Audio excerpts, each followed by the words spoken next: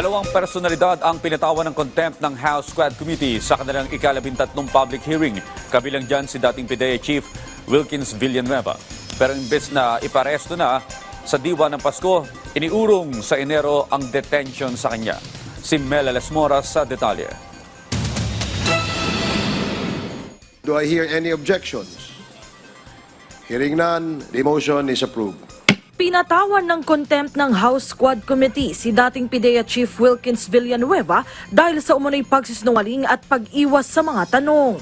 Sa ika-13 pagdinig ng joint panel, ikinainis ni Quadcom co-chair Stephen Paduano ang pagtanggi ni Villanueva sa issue ng umunoy warrantless arrest at interrogation sa PDL na si Jed Pilapil-C. Si Jed ay asawa ng drug suspect na si Alan C. na dawit sa ni-raid na Shabu Lab sa Davao City noong 2005. Nanggigil si Paduano nang sabihin ni Villanueva na wala siyang maalala ukol dito. You're not respecting this committee. Question of command responsibility. Are you not lying? No, Mr. Chair. Also, Mr. Chairman, with that, I move to cite in contempt General Wilkins. Pinagbigyan na nga kita. Yun pa ang sagot mo?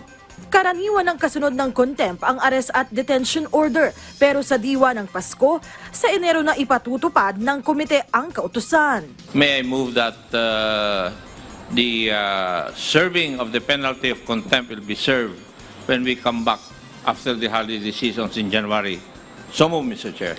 I believe in the spirit of Christmas, and I'm not even a Christian. So, in the spirit of your forgiveness, a season of forgiveness, I would go with the motion of General Ako.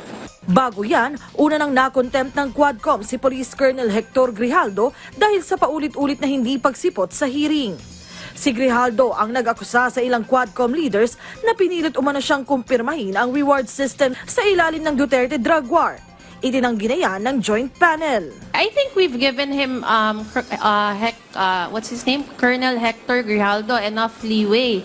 Sobrang bait na natin sa kanya, and I think it's the right time to make an appropriate motion. Kung may mga na-contempt, mayroon din namang ilang personalidad na lusot na mula sa contempt order ng Quadcom. Kabilang na riyan sina dating Bamban Tarlac Mayor Alice Guo, Cassandra Ong, Tony Yang at Police Major Leo Laraga. Buwan ng Agosto pa nang magsimula ang mga pagdinig ng Quadcom at bago magtapos ang taon, inilatag ng joint panel ang mga nakamta nilang tagumpay. Naipanukala namin na gawing separado ang pagbabawal sa ganitong klaseng pagpatay o tinatawag natin ngayong extrajudicial killings. Sa mga nakitaan namin ng mga peking birth certificates, kami ay agad na naghain ng panukala upang bigyan ng kapangyarihan ang mga ahensya ng gobyerno na magkansela ng mga fictitious at late registered birth certificates. Sa susunod na linggo, inaasang ipipresenta ng Quadcom sa plenaryo ng Kamara ang kanilang progress report.